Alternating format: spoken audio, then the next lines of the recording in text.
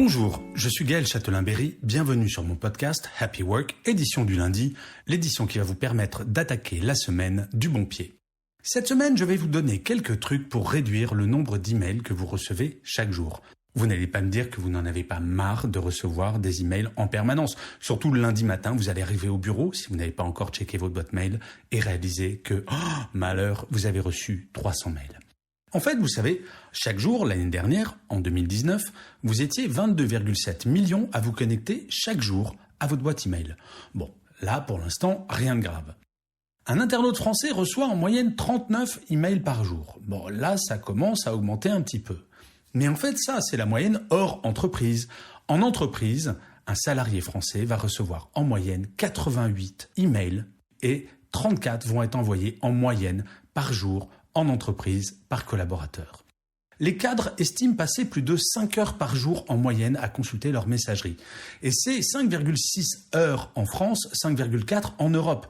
Aux États-Unis, ce chiffre monte à 6,3 heures.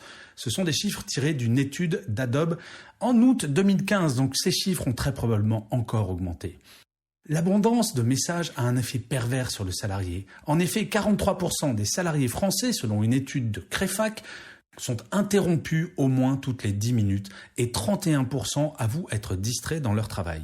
Saviez-vous que quand vous avez une alerte, par exemple un pop-up vous annonçant un email, vous perdiez immédiatement 20 points de QI et vous alliez mettre un quart d'heure à récupérer ces 20 points. Vous perdez un tout petit peu de concentration et d'efficacité. Et enfin, si cela n'était pas suffisant pour vous, envoyer des mails a un impact sur la planète. Et oui. Imaginez, une entreprise de 100 personnes va générer chaque année, rien qu'avec son courrier électronique, 13,6 tonnes d'équivalent CO2, soit l'équivalent, tout simplement, de 14 allers-retours Paris-New York. Ce sont des chiffres de l'ADEME. Bref, vous l'aurez compris, au-delà de notre petit confort personnel, c'est un geste pour la planète que je vous propose de réaliser dès ce lundi matin. Bref, très concrètement, pour commencer à réduire le nombre d'emails que vous recevez, il va falloir que vous réduisiez le nombre de mails que vous envoyez. Et pour cela, il y a plusieurs règles très simples. Dès qu'un mail dépasse 10 lignes, votre email ne sera tout simplement pas lu, ou alors mal lu, en diagonale. Dès que ça passe 10 lignes, privilégiez le téléphone. Alors bien entendu, si c'est un contrat, ce n'est pas possible. Mais là, je vous parle du mail standard, où on a tendance à devenir un petit peu bavard. De même, si vous-même vous recevez un email de 10 pages, au lieu de prendre le temps, 1, de le lire, 2, de le comprendre. 3, de répondre à cet email de 10 pages. 4, d'attendre la réponse de votre interlocuteur. 5, éventuellement de lui répondre. Vous imaginez tout le temps que vous pourriez économiser si vous passiez un coup de fil en disant à votre interlocuteur qu'appeler va plus vite. Alors je sais bien ce que vous allez me dire. Oui, mais si je ne réponds pas par email, il n'y a pas de trace écrite. De la belle affaire. En fait, si vous appelez la personne qui vous a envoyé un mail de 40 pages, plutôt que de le lire et de répondre, vous l'appelez et après votre coup de fil, vous faites un mail de 3 lignes en disant, par exemple, « Merci beaucoup pour notre entretien, j'ai bien noté que nous avions décidé de cela. » Au lieu de 5 mails, vous n'allez en faire qu'un seul. C'est un gain de temps de dingue. Deuxième technique, saviez-vous qu'en France, 60% des emails sont envoyés dans un périmètre de 20 mètres? Alors vous connaissez la technique pour envoyer et recevoir moins de mails? Utilisez une nouvelle technologie, vos pieds. Cela peut sembler ridicule, mais c'est vrai qu'on a tendance à envoyer des mails pour tout et pour rien, parfois au bureau d'à côté. Et la chose qui est importante de faire, c'est d'en parler au sein de votre équipe. Il faut qu'au sein d'une équipe, les mêmes règles s'appliquent. Par exemple, au sein de l'équipe, inutile de mettre tout le monde en copie. Alors je connais bien l'argument, oui, mais c'est pour que tout le monde soit au courant.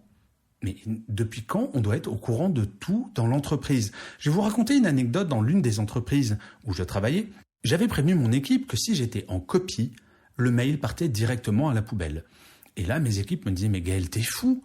Et là, je leur répondais « Mais c'est parce que je ne veux plus jamais entendre cette satanée phrase « Gaël, t'es au courant ?» Et là, moi, je répondais « Ben non, de quoi ?» Et là, on me disait « Ah bah, je comprends pas, t'étais en copie. » Vu le nombre d'emails que nous recevons, il est techniquement et physiquement impossible d'intégrer toutes les informations, de lire tous les mails.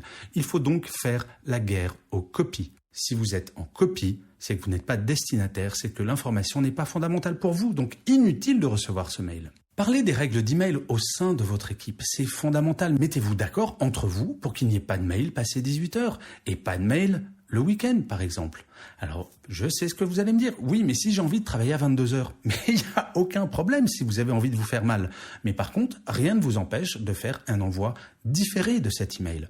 C'est comme les emails pendant les vacances. Nous sommes extrêmement nombreux à nous connecter à nos boîtes email pendant les vacances. Daimler a trouvé la solution. Imaginez, vous envoyez un mail à M. Schmidt qui travaille chez Daimler et il est en vacances. Eh bien, vous allez recevoir le mail suivant. Cher monsieur, chère madame, vous avez essayé d'écrire à M. Schmidt. M. Schmidt est en vacances du temps au temps. Nous venons d'effacer votre mail. En cas d'urgence, vous pouvez l'envoyer à monsieur ou madame Gunther qui est là et qui vous répondra. Si par contre ça ne s'adresse qu'à M. Schmidt, merci d'utiliser l'outil d'envoi différé pour son retour de vacances. Résultat, M. Schmidt a 0 mail pendant ses vacances et vous êtes content parce que vous aurez votre réponse. Alors ensuite, pour se motiver, des entreprises ont trouvé des solutions assez originales. Par exemple, une entreprise a dit « Ok, chaque service, voilà le nombre d'emails que vous faites. Chaque mois, l'équipe qui aura le pourcentage de réduction le plus important, chacun des membres de l'équipe aura un cadeau. » Et en l'occurrence, pour les premiers mois, c'était un iPad. Autant vous dire, le premier mois, le nombre d'emails a été réduit par 20 et les résultats de l'entreprise n'étaient pas diminués. Bref, vous le voyez, il existe des solutions pour réduire le nombre d'emails que vous recevez chaque jour. Il suffit d'agir. Donc commencez la semaine en agissant. Et je finirai cet épisode comme d'habitude par une citation. Je crois que j'ai déjà utilisé cette citation dans un autre épisode de Happy Work, mais je l'adore. Il s'agit d'une citation du Mahatma Gandhi qui disait « Soyez vous-même le changement que vous voudriez voir dans le monde ». Je vous remercie 1000 fois d'avoir écouté cet épisode de Happy Work. Je vous souhaite une excellente semaine avec moins de mails. Je vous dis à vendredi prochain et d'ici là, prenez soin de vous.